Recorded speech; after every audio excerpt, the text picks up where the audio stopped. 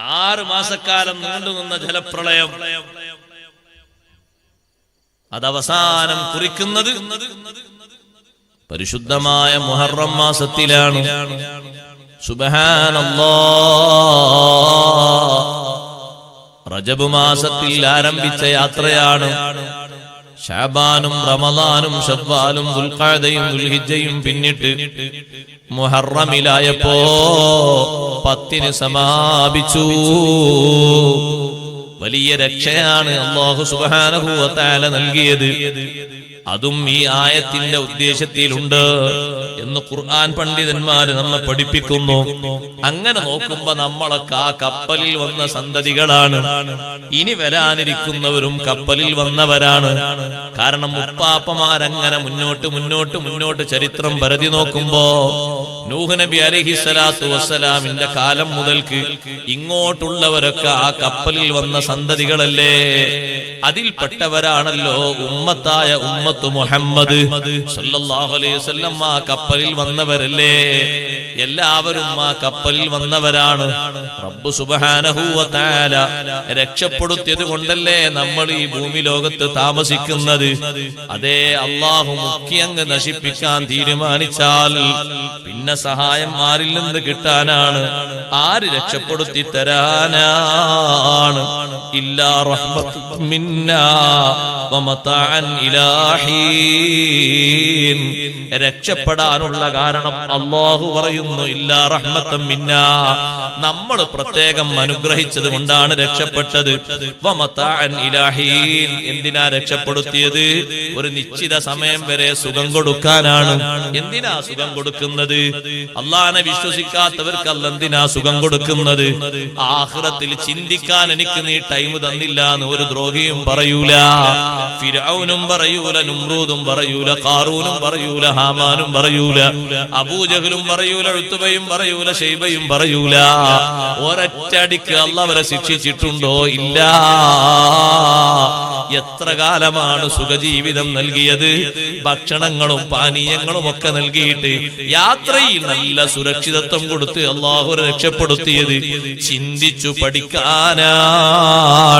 നാളെ ആഖിറത്തിലെത്തുമ്പോ എനിക്ക് അങ്ങൊരു നബി വന്നിട്ട് കാര്യമായി ചിന്തിക്കാൻ നേരം കിട്ടിയില്ലാന്ന് ഒരൊറ്റ കുട്ടിയും പറയാവതല്ല. അള്ളാഹുവിന്റെ റഹ്മത്ത് കൊണ്ടാ രക്ഷപ്പെട്ടു പോകുന്നത്. നമ്മുടെ എന്തെങ്കിലും കഴിവ് കൊണ്ടാണോ? ഏതെങ്കിലും ഒരു മനുഷ്യന്റെ കഴിവ് കൊണ്ടാണോ? ഒന്നുമല്ല. ഇന്നും പറന്ന് അങ്ങകലെ എത്തുന്ന സമയത്ത് മുഅ്മിനായ മനുഷ്യൻ പറയുന്ന വാക്കതല്ലേ, അൽഹംദുലില്ലാഹ്. ഗൾഫിൽ നിന്ന് വിമാനത്തിൽ കയറി അല്ലെങ്കിൽ ഇവിടെ നിന്ന് വാഹനത്തിൽ കയറുമ്പോ തസ്ബീഹ് ചൊല്ലിയിട്ട് ആ വാഹനം കീഴ്പ്പെടുത്തി തന്ന അള്ളാഹുവിനെ അംഗീകരിച്ച് മുന്നോട്ട് പോകുമ്പോ വാഹനത്തിൽ നിന്ന് ഇറങ്ങുമ്പോഴും നമ്മളത് മറക്കരുത്. വാഹനത്തിൽ നിന്ന് ഇറങ്ങുമ്പോ എന്താ ദിക്റില്ല? അല്ലാഹ് ഇനിയിപ്പോ അത് പഠിക്കണം അല്ലേ. ഈ കേറുമ്പോഴുള്ള ദിക്ർ എല്ലാവർക്കും ബിസ്മില്ല ചൊല്ലിയിട്ട് ഒരു 3 തക്ബീറും സുബ്ഹാനല്ലാഹ് ഒക്കെ ചൊല്ലിയിട്ട് സുബ്ഹാനല്ലദീ സഖറ ലനാ ഹാദാ മാ ഇന്നാ ഇലൈഹി റാജിഊൻ. അതൊക്കെ ഇറങ്ങുമ്പോ ഒന്നുമില്ലേ? അല്ലാഹ് ഇത്രയും നേരം ഇങ്ങനെ വാഹനത്തിൽ അപകടമൊന്നുമില്ലാതെ കൊണ്ടുപോയതൊന്നുമില്ലേ? വല്ലാത്ത സാധനം. വാഹനത്തിൽ നിന്ന് ഇറങ്ങിയപ്പോ, കപ്പലിൽ നിന്ന് ഇറങ്ങിയപ്പോ ബഹുമാനപ്പെട്ട നൂഹ് നബി അലൈഹിസ്സലാം എന്ത് ചൊല്ലി? അൽഹംദുലില്ലാഹില്ലദീ നജ്ജാനാ മിനൽ ഖൗമിൽ ളാലിമീൻ. വാഹനത്തിൽ നിന്ന് ഇറങ്ങുമ്പോ ഹംദ് ചൊല്ലണം. യാത്ര ഇതൊക്കെ നമ്മളെ കൈകൊണ്ടല്ലേ? അല്ലല്ല, അല്ലാഹു തആലാന്റെ കൈകൊണ്ട്. ഇറങ്ങുന്നു അങ്ങനെ തന്നെ. പിന്നെയും പ്രാർത്ഥിക്കണം, റബ്ബി അൻസിൽനി മുൻസലം മുബാറകൻ വഅൻത ഖൈറുൽ മുൻസിലീൻ. മദീനയിൽ പോയി വാഹനമിറങ്ങുമ്പോ മുത്തുനബി സല്ലല്ലാഹു അലൈഹി വസല്ലം പറഞ്ഞ പ്രാർത്ഥന അല്ലാഹു ഖുർആനിലൂടെ പഠിപ്പിക്കുന്നുണ്ട്. പഠിച്ചു വെക്കണം. റബ്ബി അദ്ഖിൽനി മുദ്ഖല സിദ്ഖിൻ വഅഖ്രിജ്നി മുഖ്റജ സിദ്ഖിൻ വജ്അൽ ലീ മിൻ ലദുൻക സുൽത്താനൻ നസീറാ. ഇതൊക്കെ ഖുർആനിലൂടെ അല്ലാഹു പഠിപ്പിച്ച ദിക്റുകളാണ്. പറഞ്ഞോളണം. നിങ്ങൾ അവിടെ എത്തിയിട്ട് താഴെ ഇറങ്ങുമ്പോ നൂഹ് നബിയെ കപ്പലിൽ നിന്ന് പുറത്തിറങ്ങുമ്പോ പറയണം റബ്ബി അൻസിൽനി മുൻസലൻ മുബാറകൻ വഅൻത ഖൈറുൽ മുൻസിലീൻ. റബ്ബേ നീ കണക്കാക്കിയതുപോലെ ഈ നാട്ടിൽ വന്ന് ഞാൻ ഇറങ്ങുകയാണ്. ഈ നാടിന്റെ ഹാലൊന്നും എനിക്കറിയൂല. നല്ല ബറക്കത്തുള്ള സ്ഥലത്ത് നീ എന്നെ ഇറക്കി തരണം. വഅൻത ഖൈറുൽ മുൻസിലീൻ. നല്ല സ്ഥലത്ത് ഇറക്കുന്നവൻ നീയാണല്ലോ. മദീനയിൽ പോയി ഇറങ്ങുമ്പോ റബ്ബി അദ്ഖിൽനി, അത് അവിടത്തേക്ക് മാത്രമല്ല, നമ്മൾ ഇന്നും ചൊല്ലേണ്ടതാണ്. ഏത് വാഹനത്തിൽ നിന്ന് താഴെ ഇറങ്ങുമ്പോഴും ചൊല്ലണം റബ്ബി അദ്ഖിൽനി മുദ്ഖല സിദ്ഖിൻ. റബ്ബേ സത്യമാർഗത്തിലേക്ക് എന്നെ നീ പ്രവേശിപ്പിക്കണം. സത്യത്തിന്റെ വഴിയിൽ എന്നെ നീ പ്രവേശിപ്പിക്കണം. വഅഖ്രിജ്നി മുഖ്റജ സിദ്ഖിൻ. ഈ നാട്ടിൽ വന്നിട്ട് ഞാൻ പലരോടും സംബന്ധിക്കുമ്പോ നല്ല വഴിക്ക് എന്നെ നീ പല ഭാഗത്തേക്കും തിരിച്ചു തരണം. എന്തെങ്കിലും സഹായത്തിനും കാര്യത്തിനും എനിക്ക് ആവശ്യം വരുമ്പോ വജ്അൽ ലീ മിൻ ലദുൻക സുൽത്താനൻ നസീറാ. നിന്റെ ഭാഗത്ത് നിന്ന് എനിക്ക് നീ നല്ല സഹായം തരണേ അല്ലാഹ്. ദിക്റുകൾ എപ്പോഴും പതിവാക്കണം. ദിക്റ് മറക്കാൻ പാടില്ല. അള്ളാഹുവിനെ ഓർക്കലല്ലേ ദിക്റ് കൊണ്ട് ഉദ്ദേശിക്കുന്നത്. ആകെ മൂത്രമൊഴിക്കാൻ കയറുമ്പോൾ ഇറങ്ങുമ്പോഴുള്ള ദിക്റ് മാത്രം പഠിച്ചാൽ മതിയോ? അങ്ങനെ മനുഷ്യന്മാര്. ഞാനൊരു സ്ഥലത്ത് ദിക്റിനെ പറ്റി മഹത്വം പറഞ്ഞു ഹെഡിങ് ഉണ്ടാക്കാൻ കേട്ടോ. മഹത്വം പറഞ്ഞു ദിക്റിനെ പറ്റി മഹത്വം പറഞ്ഞപ്പോ നല്ല ഹെഡിങ്ങൊക്കെ ഉണ്ടാക്കില്ല, കുഴപ്പമൊന്നുമില്ല. ദിക്റിനെ പറ്റി മഹത്വം പറഞ്ഞപ്പോ കൊറേ ദിക്റുകൾ പറഞ്ഞപ്പോ ഒരു ചെറുപ്പക്കാരെ ഓടി വന്നിട്ട് ഉസ്താദേ, കല്യാണം കഴിച്ചിട്ട് ആദ്യ രാത്രി പെണ്ണിന്റെ തലയിൽ കയറി വെച്ചിട്ടുണ്ടോ ദിക്റുകളെന്ന് പറഞ്ഞു. അതും കൂട്ടി ഇതിൽ തന്നെ എത്രയോ ദിക്റ് പറഞ്ഞിട്ടുണ്ട്. അപകടത്തുനിന്ന് സൂക്ഷിക്കാനും രക്ഷപ്പെടാനും ഓരോ സ്ഥലത്ത് ചെല്ലുമ്പോഴും കാവൽ ചോദിക്കാനും അങ്ങാടിയിൽ പോകുമ്പോഴുള്ള ദിക്റും ഏതെങ്കിലും സാധനങ്ങൾ മേടിച്ചുകൊണ്ട് വരുമ്പോൾ ബർക്കത്തിന് വേണ്ടിയുള്ള ദിക്റും എന്തെങ്കിലുമൊക്കെ ഭക്ഷ്യവസ്തുക്കൾ കഴിക്കുമ്പോഴുള്ള ദിക്റും കഴിച്ചു കഴിഞ്ഞാൽ കേട് വരാതിരിക്കാനുള്ള ദിക്റും അഥവാ ദിക്റ് മറന്നാലേ എന്തെങ്കിലുമൊക്കെ ചൊല്ലാനുള്ളതൊക്കെ പറഞ്ഞിട്ടുണ്ട്. പക്ഷെ ആവശ്യം അതേ ഉള്ളൂ. അതും ആവശ്യങ്ങളുടെ കൂട്ടത്തിൽ ഒന്ന് തന്നെയാണല്ലോ. ആവശ്യങ്ങളിൽ ഒന്ന് വീട്ടിലേക്ക് പ്രവേശിക്കുമ്പോഴും ദിക്ർ ചൊല്ലാം. പരിപാടി കഴിഞ്ഞ് വീട്ടിലേക്ക് ചെല്ലുമ്പോ ബിസ്മില്ലാഹി മാത്രം ചൊല്ലിയാ പോരാ. അപ്പൊ നമ്മൾ തീരെ ദിക്ർ പഠിക്കാത്തവരാകൂലേ? ഞാൻ എന്റെ വീട്ടിലേക്ക് കയറുമ്പോ ദിക്റല്ലേ, അതല്ലേ സുന്നത്ത്. ഒരു സുന്നത്ത് ഉണ്ടെങ്കിൽ നമ്മൾ രക്ഷപ്പെടണ്ടേ? അള്ളാഹു രക്ഷപ്പെടുത്തി തരട്ടെ. ഒരു ദിക്ർ ഉണ്ടെങ്കിൽ അള്ളാഹു രക്ഷപ്പെടുത്തി തരട്ടെ. അല്ലാതെ എന്ത് പ്രതീക്ഷ നമുക്കുള്ളത്? നിസ്കാരം എന്റെ ഹാലൊന്നും ഞാൻ പറയാൻ നിൽക്കുന്നില്ല. നമ്മളെ നിസ്കാരം ഇപ്പം മഗ്‌രിബ് നിസ്കാരം സലാം കിട്ടിയപ്പോ മൂന്നെണ്ണല്ലേ നിസ്കരിച്ച് 4 അല്ലേ നമ്മളെ എന്ത് കണക്കാക്കാൻ? അള്ളാഹു നമുക്ക് ഇഖ്ലാസ് വേണ്ടി തരട്ടെ. ഇതൊന്നും കാര്യമായിട്ട് പരിഗണിക്കരുത്. ബാക്കിയുള്ളതിലൊക്കെ അബദ്ധങ്ങൾ ഉണ്ടാകൂലേ? പക്ഷെ ചൊല്ലുന്ന ദിക്ർ കറക്റ്റ് ആയിരിക്കും. വീട്ടിലേക്ക് അങ്ങോട്ട് ചെല്ലുമ്പോ ബിസ്മില്ലാഹി മാത്രം ചൊല്ലിയാ പോരാ, അതെങ്കിലും ചൊല്ലുന്നുണ്ടല്ലോ എന്നുള്ള സമാധാനാണ്. വീട്ടിലേക്ക് കയറുമ്പോ വലത്തേക്കാലല്ലോ അല്ലെങ്കിൽ ഇടത്തേക്കാലം ഇറങ്ങുമ്പോഴോ ഇടത്തേക്കാൽ. പക്ഷെ ഹജ്ജിന് പോകുമ്പോ വിശ്വാസാക്കൂലേ? ഞാൻ ഹജ്ജിനല്ലേ പോകുന്നത്, ഇപ്പൊ ഇടത്തേക്കാലാ പറയുന്നത്. എന്ത് അവിടെ സംശയാക്കൂലേ? ഹജ്ജിനാണ് പോകുന്നതെങ്കിലും ഉംറക്കാണെങ്കിലും സിയാറത്തിനാണെങ്കിലും വീട്ടിൽ നിന്ന് ഇറങ്ങുമ്പോ ഇടത്തേക്കാൽ. വീടിന്റെ മുറ്റത്തേക്കാൾ ഉത്തമം വീടല്ലേ? അതുകൊണ്ട് കയറുമ്പോ വലത്തേക്കാലും വെച്ച് ബിസ്മില്ലാഹി ചൊല്ലി കയറിയിട്ട് ബിസ്മില്ലാഹി വലജിനാ വബിസ്മില്ലാഹി ഖറജ്നാ വഅലല്ലാഹി റബ്ബിനാ തവക്കൽനാ. ബിസ്മില്ലാഹി വലജിനാ, അല്ലാഹുവേ നിന്റെ ഇസ്മ കൊണ്ട് ഞാനിതാ പ്രവേശിച്ചിരിക്കുന്നു വീട്ടിലേക്ക്. വബിസ്മില്ലാഹി ഖറജ്നാ, നിന്റെ ഇസ്മ കൊണ്ട് തന്നെ ഈ വീട്ടിൽ നിന്ന് പുറപ്പെടാൻ ഉദ്ദേശം വരുമ്പോ ഞാൻ പുറപ്പെട്ടു പോകും. വഅലല്ലാഹി റബ്ബിനാ തവക്കൽനാ, ഇനി ഞാൻ ഈ വീട്ടിലേക്ക് കയറിയിട്ട് എന്ത് സംഭവിച്ചാലും നിന്റെ മേലെ ഞാൻ ഏൽപ്പിക്കുന്നു അല്ലാഹ് എന്ന് വീട്ടിൽ പ്രവേശിക്കുമ്പോ കയറുമ്പോ ചൊല്ലണമെന്ന് സയ്യിദുനാ റസൂലുള്ളാഹി സ്വല്ലല്ലാഹു അലൈഹി വസല്ലം പഠിപ്പിച്ച ദിക്റാണ്. അതുകൊണ്ട് അള്ളാഹുവാണ് ഇതൊക്കെ നൽകുന്നത്. എത്ര വലിയ പുല്ലിങ്ങുള്ള വാഹനത്തിൽ പോയാലും ആ വാഹനത്തിൽ അങ്ങോട്ട് എത്തിക്കുന്നവൻ അള്ളാഹുവാണ്. ആരെ പറഞ്ഞത്? അള്ളാഹു ഖുർആനിൽ പറഞ്ഞു. എത്ര വലിയ എതിരാളികളെയും ശത്രുക്കളെയും അനുകൂലികളെയും പ്രതികൂലികളെയും ഒക്കെ രക്ഷപ്പെടുത്തുന്നത് സ്വന്തം കഴിവ് കൊണ്ടാണെന്ന് കരുതരുത്. ഡ്രൈവർ നല്ല ആളായത് കൊണ്ടാണെന്ന് കരുതരുത്. ഇല്ലാ റഹ്മതം മിന്നാ വമതാഅൻ ഇലാഹി, യാതൊരു അപകടത്തിലും പെടാതെ രക്ഷപ്പെടുത്തുന്നത് നമ്മുടെ റഹ്മത്ത് കൊണ്ടാണ്. വമതാഅൻ ഇലാഹി, ഒരു ടൈം വരെ സുഖിച്ച് ഭൂമിയിൽ ജീവിച്ചോട്ടെ എന്നുള്ള നിശ്ചയം കൊണ്ടാണ്.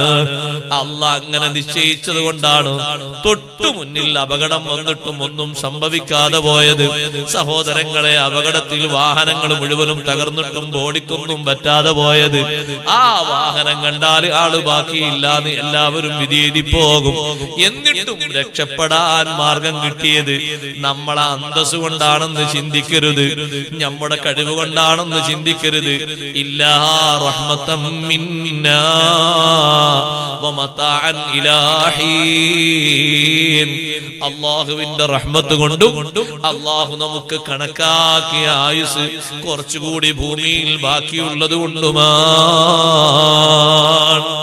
അപ്പൊ കപ്പലിലൂടെയും വാഹനങ്ങളിലൂടെയും അപകടത്തിനൊന്നും പെടുത്താതെ ഇങ്ങനെയുള്ള ഈ സഞ്ചാരം അള്ളാഹുവിന്റെ വലിയ ഖുദ്റത്താണ്, വലിയ കണിവാണ്. എത്ര അപകടങ്ങളാ സംഭവിക്കുന്നത്. ആ അപകടങ്ങളിൽ നിന്ന് രക്ഷപ്പെടുന്നത് കണ്ടില്ലേ സഹോദരങ്ങളെ? ആ രക്ഷപ്പെടുത്തുന്നതും അള്ളാഹു കാവൽ തരുന്നതും അള്ളാഹുവിന്റെ കഴിവിലേക്കാണ് മനുഷ്യരെ ചോദിപ്പിക്കുന്നത്. ഇത്ര വലിയ അപകടം നടന്നിട്ട് എന്തേ ആർക്കും ഒന്നും സംഭവിക്കാതെ പോയത്? ഒരൊറ്റ ഉത്തരമേ ഉള്ളൂ. എന്താണ് ഉത്തരം? ഇല്ലാ റഹ്മതം മിന്നാ വമതാഅൻ ഇലാഹി, അള്ളാഹുവിന്റെ കാരുണ്യം കൊണ്ടും നിശ്ചിത സമയം വരെ അവർ ജീവിക്കണമെന്നുള്ള നിശ്ചയം അള്ളാഹുവിന് ഉള്ളത് കൊണ്ടുമാണ്. മറ്റൊരു കാരണങ്ങളും അതിന്റെ പിന്നിലില്ല. ദിക്ർ അതൊക്കെ ഒരു കാരണമാണ്, സ്വലാത്ത് ഒരു കാരണമാണ്. ദിക്റും സ്വലാത്തും മറ്റു കാര്യങ്ങളൊക്കെ ഉണ്ടെങ്കിലും അള്ളാഹുവിന്റെ നിശ്ചയം പോലെയല്ലേ കാര്യങ്ങൾ നടക്കുകയുള്ളൂ. അപ്പൊ പ്രധാനമായിട്ടുള്ള കാരണം അള്ളാഹുവിന്റെ അനുഗ്രഹം കൊണ്ടാണ്. നബി സല്ലല്ലാഹു അലൈഹി വസല്ലം തങ്ങളെ വിശ്വസിക്കാതെ മക്ക വിട്ട് കപ്പൽ കയറി യാത്ര പോയിരുന്ന ഒരാൾ, ആളറിയോ? അബൂജഹലിന്റെ മകൻ. എന്താ പേര്? ഇക്രിമ. അബൂജഹലിന്റെ മകൻ ഇക്രിമ നബി സല്ലല്ലാഹു അലൈഹി വസല്ലം മക്കയിലെത്തിയപ്പോ പിടുത്തം കൊടുക്കാതെ നേരെ മക്കത്തുനിന്ന് ജിദ്ദയിലേക്ക് വിട്ട് ജിദ്ദയിൽ നിന്ന് ഒരു കപ്പലും പിടിച്ചു നേരെ പോയി. പോയി പിടുത്തം കൊടുക്കാതെ പല ഭാഗത്തും തെരഞ്ഞു, ആളെ കാണില്ല. ആ ഇക്രിമയുടെ, അബൂജഹലിന്റെ മകൻ ഇക്രിമയുടെ ഭാര്യ അസ്മാ നബി സല്ലല്ലാഹു അലൈഹി വസല്ലം കൊണ്ട് വിശ്വസിച്ചു റളിയല്ലാഹു അൻഹാ. നോക്കുമ്പോ ഭർത്താവിടെ കാണില്ല. എല്ലാ ഭാഗത്തും നോക്കി ഭർത്താവിനെ കാണാൻ. അവസാനം മുത്ത് നബി സല്ലല്ലാഹു അലൈഹി വസല്ലം പറഞ്ഞു, നബിയേ, എന്റെ ഭർത്താവിനെ എവിടെയും കാണുന്നില്ല, എങ്ങോട്ടോ പോയി എന്നാ തോന്നുന്നു, ഞാൻ തെരഞ്ഞോക്കട്ടെ, ഞാൻ പോയി പിടിച്ചുകൊണ്ടുവരട്ടെ. പിടിച്ചുകൊണ്ടെന്നോളൂ, ഞങ്ങൾ മാപ്പ് കൊടുക്കോ? മാപ്പ് കൊടുക്കും. കാരുണ്യത്തിന്റെ കേദാരമായ സയ്യിദുനാ റസൂലുള്ളാഹി ജീവിതത്തിന്റെ യൗവനകാലവും കൗമാരകാലവും മുത്തുനബിതങ്ങളെ എതിർക്കാൻ വേണ്ടി മാത്രം ചെലവഴിച്ച ഇക്രിമക്കും മാപ്പുണ്ടെന്ന് തങ്ങൾ പറഞ്ഞില്ലേ? ഇക്രിമയെ അന്വേഷിച്ചുകൊണ്ട് അസ്മാ ബീവി റളിയല്ലാഹു അൻഹ പുറപ്പെട്ടു. അതിനിടക്ക് സഹോദരങ്ങളെ, നമ്മുടെ വിഷയതല്ല, കപ്പലിലൂടെയുള്ള യാത്രയാണ്. നടുക്കടലിൽ എത്തിയപ്പോ കപ്പിത്താൻ പറഞ്ഞു, നിയന്ത്രണമൊക്കെ പോയിട്ടോ. ഇന്നത്തെ കപ്പലല്ല, അന്നത്തെ കപ്പലാണ്. കാറ്റിന്റെ ഗതിക്കനുസരിച്ച് അങ്ങനെ നീങ്ങും. നോക്കുന്ന സമയത്ത് കപ്പലിന്റെ ഓരോ ഭാഗം പതുക്കെ പതുക്കെ ആടി ഉയരുകയാണ്. ആരെ രക്ഷപ്പെടുത്ത? കപ്പൽ യാത്ര ചെയ്ത അനുഭവം എനിക്കുണ്ട്. ആധുനിക സൗകര്യമുള്ള കപ്പലിൽ തന്നെ വെള്ളം അടിച്ച് കയറിയിട്ട് സുബ്ഹാന ജല്ല ജലാലുഹു ഇന്നും ആ രാത്രി ഞാൻ ഓർക്കത് മറക്കാൻ കഴിയില്ല. നല്ല AC കപ്പലാണ്, നമ്മൾ സുഖമായിട്ട് ഉറങ്ങാ. നമ്മളെ വന്ന് 1-2 ആൾക്കാർ വിളിച്ചു നോക്കുമ്പോ അതിൽ കുറെ ടൂറിസ്റ്റുകളുണ്ട്, ഇംഗ്ലീഷുകാർ. അവരൊക്കെ ഇംഗ്ലീഷിൽ പ്രാർത്ഥിക്കാം, ഏത് ഭാഷയിലും പ്രാർത്ഥിക്കും. മനുഷ്യന്റെ പിടുത്തം പോയാൽ പിന്നെ ഏത് ഭാഷയിലും പ്രാർത്ഥിക്കും. അവിടെ ഇംഗ്ലീഷ്, തമിഴ്, തെലുങ്ക്, തുളു ഒന്നും വ്യത്യാസമല്ല, എല്ലാ ഭാഷയിലും പ്രാർത്ഥിക്കും. അപ്പോഴല്ലേ കപ്പലിലേക്ക് വാതിലിന്റെ ഭാഗത്തിലൂടെ വെള്ളം ഇങ്ങനെ അടിച്ചു കയറുന്നതാണ്. പുറത്തു നോക്കുമ്പോ മല പോലത്തെ തിരമാലകൾ 2 ഭാഗത്തും.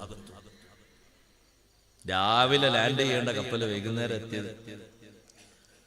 കാരണം കപ്പിത്താൻ പറഞ്ഞു കുറെ അപ്പുറത്തെത്തിയിട്ടുണ്ട്. കാറ്റും വെള്ളവും ശക്തമായി അങ്ങോട്ടും ഇങ്ങോട്ടും അടിച്ചു വീശിയിട്ട് എന്ത് ഉപകരണം, എന്ത് സ്റ്റാറിങ്, എല്ലാ നിയന്ത്രണം പോയി. പിന്നെ അതൊക്കെ ശാന്തമായ ശേഷമാണ് റാഹത്തോടെ മുന്നോട്ട് പോയത്. അന്ന് രാത്രി ഒന്ന് ചിന്തിച്ചതാണ്. പഴയ കാലത്ത് കപ്പലിലെ ഹജ്ജിന് പോയ ആൾക്കാരെ കിട്ടിയെന്ന് ചോദിച്ചു നോക്കണം. നമ്മുടെ നാട്ടിൽ നിന്ന് പഴയ കാലത്ത് കപ്പലിന് ഹജ്ജിന് പോകുന്ന ആൾക്കാരുടെ അവരുടെ സൂട്ട്കേസിൽ കൊണ്ടുപോകുന്ന പിന്നെ ഉപകരണങ്ങളെ കൂട്ടത്തില് കഫംപുടയുണ്ടാവും. ഹജ്ജിന് പോകുന്ന ആരും കഫംപുട ഉണ്ടോല്ല. പഴയ കാലത്ത് കപ്പൽ പോകുമ്പോ കഫംപുട ഉണ്ടാവും. കപ്പലിനാ മരിക്കുന്നെങ്കിൽ കുളിച്ച് മയ്യത്ത് നിസ്കരിച്ച് അങ്ങനെ തന്നെ കഫൻ ചെയ്ത് റെഡിയാക്കിയിട്ട് നല്ല ഒരു കനമുള്ള കല്ലും കെട്ടിയിട്ട് കപ്പലിന്റെ ഒരു ഭാഗത്തേക്ക് നിന്ന് 2-3 ആളുകൾ പതുക്കെ പിടിച്ച് കടലിലേക്ക് ഇങ്ങനെ, കര എപ്പോഴൊന്നും എത്തൂലെങ്കിൽ, അടുത്ത സമയത്തൊന്നും കരയിലേക്ക് എത്തൂലെങ്കിൽ ഒന്നിങ്ങനെ പിടിച്ചിട്ട് പതുക്കെ താഴ്ത്തും. ബിസ്മില്ലാഹ് വഅലാ മില്ലത്തി റസൂലില്ലാഹ്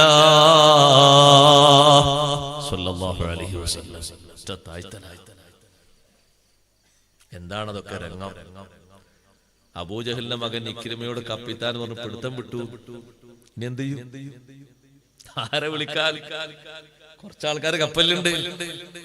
അബൂജഹലിന്റെ മകൻ ഇക്രിമ പറഞ്ഞു, റബ്ബേ ലഇൻ നജൈതനീ, നീ എന്നെ രക്ഷപ്പെടുത്തുകയാണെങ്കിൽ ഈ ആരും സഹായിക്കാനില്ലാത്ത ഈ കടലിന്റെ നടുവിൽ വെച്ച് ഓളം തള്ളി വരുന്ന തിരമാലകൾക്കിടയിൽ നിന്ന് എന്നെ രക്ഷപ്പെടുത്തിയാൽ ഞാൻ മദീനയിൽ ചെല്ലും.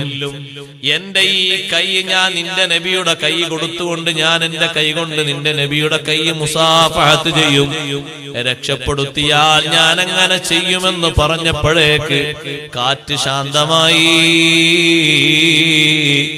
അതാ പതുക്കെ യമൻ തീരത്ത് കപ്പൽ നങ്കൂരമിട്ട് അബൂജഹലിന്റെ മകൻ ഇക്രിമ യമനിലൂടെ കറങ്ങി നടക്കുമ്പോഴാണ് ബഹുമാനപ്പെട്ട അസ്മാ ബീവി റളിയല്ലാഹു അൻഹ കൂട്ടിക്കൊണ്ടുവരുന്നത്.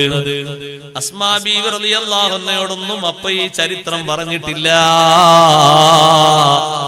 മദീനയിലേക്ക് ഭർത്താവുമായി വരുമ്പോ ഇക്രിമ എന്ന് പറയുന്ന അബൂജഹലിന്റെ മകൻ മദീനയോട് അടുക്കുന്ന സമയത്ത് ഈ നടന്ന സംഭവങ്ങളൊക്കെ നബി സല്ലല്ലാഹു അലൈഹി വസല്ലം സ്വഹാബത്തിന് പറഞ്ഞു കൊടുത്തുകൊണ്ട് പറഞ്ഞു, സ്വഹാബാ ഇപ്പൊ നിങ്ങൾക്ക് കാണാം ഇക്രിമ വന്നിട്ട് എന്റെ കയ്യിലേക്ക് കൈ ഇങ്ങനെ തരുന്നത് കാണാം. സത്യം ഇക്രിമ നേരത്തെ പറഞ്ഞത് പൂർത്തീകരിക്കുകയാണ്. അപ്പോഴാണല്ലോ ഖുർആനിൽ ആയത്തിറങ്ങുന്നത്, ഫലമ്മാ നജ്ജാഹും ഇലൽ ബർരി ഫമിൻഹും മുഖ്തസിദ്. കരയിലേക്ക് അല്ലാഹു അവരെ രക്ഷപ്പെടുത്തിയാൽ അവരിൽ ചിലരുണ്ട് മുഖ്തസിദ്, നീതി പാലിക്കുന്നവരുണ്ട്, പറഞ്ഞ വാക്ക് പാലിക്കുന്നവരുണ്ട്. അതിൽപ്പെട്ട ആളാണ് ഇക്രിമ. മദീനയിലെത്തി നബി സല്ലല്ലാഹു അലൈഹി വസല്ലം കയ്യിൽ ഇങ്ങനെ കൈ കൊടുത്തപ്പോ പറഞ്ഞു, പറഞ്ഞ വാക്ക് പാലിച്ചു. സ്വഹാബത്ത് വെച്ച് എന്ത് പറഞ്ഞ വാക്ക്? നടുക്കടലിൽ വെച്ച്, ആഴക്കടലിൽ വെച്ച്, ആടിയുലഞ്ഞ കപ്പലിൽ വെച്ച് എന്നെ രക്ഷപ്പെടുത്തിയാൽ മദീനയിൽ പോയിട്ട് നബിയായ മുഹമ്മദ് നബി സല്ലല്ലാഹു അലൈഹി വസല്ലം തങ്ങളെ കയ്യിൽ എന്റെ കൈ ഞാൻ കൊടുക്കും. നിങ്ങൾ നോക്ക്, തങ്ങളെ പേര് പറഞ്ഞൊരു വിഷയം തീർത്തു പറഞ്ഞപ്പോഴേക്ക് കാറ്റും കടലും അതിനനുസരിച്ച് നിയന്ത്രണ വിധേയമായി. അതാരാണ് നേതാവ്? ഹബീബ് റസൂലുള്ളാഹി സ്വല്ലല്ലാഹു അലൈഹി വസല്ലം. ലോകം മുഴുവനും ആ നേതാവിന് വേണ്ടിയല്ലേ അല്ലാഹു തആല സൃഷ്ടിച്ച് സംവിധാനിച്ചത്. ലൗലാഹു ലം തുഖ്റജി ദുനിയാ മിനൽ അദമി മുത്തുനബിതങ്ങളില്ലെങ്കിൽ ദുനിയാവിന്റെ അവസ്ഥ എപ്പോഴും അധമാണ്. ദുനിയാവെന്ന് പറയുന്ന ഒരു വസ്തുത ലോകത്തില്ല. ദുനിയാവെന്ന് പറയുന്ന ഒരു സംഭവം ലോകത്ത് ഉത്ഭൂതമായത് സയ്യിദുനാ റസൂലുള്ളാഹി സ്വല്ലല്ലാഹു അലൈഹി വസല്ലം തങ്ങളെ സൃഷ്ടിച്ചത് കാരണമായിട്ടാണ്. അങ്ങനെയല്ലേ അല്ലാഹു സുബ്ഹാനഹു വ തആലയും പഠിപ്പിച്ചത് ലൗലാ കലമാ ഖലഖതുൽ അഫ്ലാഖ്. ഖുദ്സിയായ ഹദീസിലൂടെ പഠിപ്പിച്ചു നബിയെ, തങ്ങളെ സൃഷ്ടിക്കാൻ തീരുമാനമില്ലെങ്കിൽ ഈ കാണുന്ന പ്രാപഞ്ചിക ലോകത്തെ ഒന്നും ഞാൻ പടക്കില്ലായിരുന്നു. ഇതെല്ലാം സൃഷ്ടിച്ചത്, സംവിധാനിച്ചത് അങ്ങയെ സൃഷ്ടിക്കുന്നു എന്നൊരു കാരണവുമായി ബന്ധപ്പെട്ടുകൊണ്ടാണ്. അങ്ങനെ കൂറുപാലിച്ചു. പലരും സലാമത്തായി കഴിഞ്ഞാൽ കൂറുപാലിക്കൂല. അതുകൊണ്ടാ ഖുർആൻ അങ്ങനെ പറഞ്ഞു, ചിലരൊക്കെ കൂറുപാലിക്കും. അപകടത്തിലൊക്കെ പെട്ടാൽ ചില ആൾക്കാരൊക്കെ എന്തെങ്കിലും വിഷമത്തിലൊക്കെ പെട്ടാൽ തൊള്ളേ കൊള്ളാത്തതൊക്കെ നേർച്ചയാക്കും. നമ്മളെ നാട്ടിലുള്ള ചിലർക്ക് പതിവ്, ഉമ്മമാർക്കോ പലർക്കും ഉണ്ട്. എന്തെങ്കിലും ഒരു അസുഖം വന്നാൽ പരിസരത്ത് ഏതെല്ലാം മഖ്ബറുണ്ട്, മഖ്ബറയിലേക്കൊക്കെ നേർച്ചയാക്കും. ഫാത്തിഹയും യാസീനും മറ്റൊക്കെ ആണെങ്കിൽ ഘട്ടം ഘട്ടമായിട്ട് ഓതി തീർക്കാം. പക്ഷെ ആ രോഗത്തിന്റെ കടുപ്പമനുസരിച്ച് വലിയ വലിയ സംഖ്യയും ആടും മാടും ഒക്കെ നേർച്ചയാക്കുമ്പോ അസുഖം കൊണ്ട് മാറിയാൽ അതിപ്പോ കൊടുക്കണം. നമ്മൾ അങ്ങനെ തീർത്ത് പറഞ്ഞിട്ടുണ്ടോ? ഞാൻ ഇങ്ങനൊക്കെ ഒന്ന് പറഞ്ഞിരുന്നു. എന്നാ തൽക്കാലം കൊടുത്തേക്ക്. കൊടുക്കണല്ലേ? കൊടുക്കണം. ആകാവുന്നത് പറഞ്ഞാ മതി. പറ്റുന്നത് നമുക്ക് സ്വീകരിക്കാൻ പറ്റുന്നത്. നീയത്തൊന്നും വേണ്ട. ചില കരുതിയിട്ടൊന്നുമില്ല, പറഞ്ഞിട്ടേ ഉള്ളൂ. നേർച്ചയാകാൻ പറഞ്ഞാ മതി. കരുതണോ? കരുതൊന്നും വേണ്ട. കരുതി നേടിയിട്ട് നേർച്ചയാവൂല. പറഞ്ഞാലോ നേർച്ചയാവും. ഞാൻ പറഞ്ഞപ്പോ മനസ്സിൽ കരുതിയിട്ടില്ല, കരുതണ്ട, പറഞ്ഞാ മതി. നേർച്ച എന്ന് പറഞ്ഞാൽ ലഫ്ള് കൊണ്ട്, വാക്കുകൊണ്ട് സംഭവിക്കുന്ന. മനസ്സിൽ ഇങ്ങനെ ഒരുപാട് കണക്കൂട്ടി വെച്ചു, നേർച്ചയാവൂല. അത് പുറത്തേക്ക് വന്നു, അങ്ങനെ എത്ര നേർച്ചയാക്കിയ ആൾക്കാർ നബി സല്ലല്ലാഹു അലൈഹി വസല്ലം പറഞ്ഞിട്ട്, നബി ഞാൻ ഇന്ന കാര്യം നേർച്ചയാക്കിയിട്ടുണ്ട്, എനിക്കത് ചെയ്യണ്ടേ. ജാഹിലിയ കാലത്തുള്ള നേർച്ചയാണ്. എന്താ നേർച്ച? ഉംറ ചെയ്യാൻ നേർച്ചയാക്കി. നാ പോയി ഉംറ ചെയ്യും. നേർച്ചയാക്കിണ്ടല്ലേ, നാ പോയി ഉംറ ചെയ്തു. നേർച്ചയാക്കി എന്ത്? കുട്ടിന്റെ അസുഖം മാറിയാൽ ഒരു ഉംറ അല്ല 10 ഉംറ. ഒന്ന് ചെയ്ത് കഴിഞ്ഞപ്പോ അതുകൊണ്ട് മതിയാവില്ലേ? 10 ചെയ്യണം. 10 കരുതിയാ മുമ്പ് പോയത്. പക്ഷെ ഒന്ന് കഴിഞ്ഞപ്പോഴേക്ക് അസുഖം ബാധിച്ചു. ദിവസം കഴിഞ്ഞപ്പോ തിരിച്ചുകൊണ്ട് വന്നു. എന്നാ പിന്നെ ഇനി അടുത്ത ഒരു ടിക്കറ്റ് കടിച്ചു പോണം. കഴിവനുസരിച്ച് പോണം. ഉടനെ തന്നെ പോണമെന്നില്ല, എന്നാലും ഉടനെ തന്നെ പോകാൻ കഴിയുമെങ്കിൽ വേഗം തന്നെ പോകണം. നേർച്ച വീട്ടിട്ടില്ലേ? അയാൾ മരിച്ചു കഴിഞ്ഞാൽ അടുത്ത ആൾക്കാർ കൂട്ടും. അങ്ങനെയാണ്. അങ്ങനെ ഓരോ സംഗതിക്കും നേർച്ചയാക്കുമ്പോ നമുക്ക് വീട്ടാൻ പറ്റുന്ന നേർച്ചകൾ നേർച്ചയാക്കി അത് വീട്ടിത്തരാൻ വേണ്ടി അള്ളാഹുവിനോട് ചോദിക്കുക. ഘട്ടം ഘട്ടമായിട്ട് ഒരുക്കൂട്ടിയിരുന്ന് വേഗം വീട്ടുക. വാഗ്ദാനങ്ങളൊക്കെ അതിൽപ്പെട്ടതാണ്.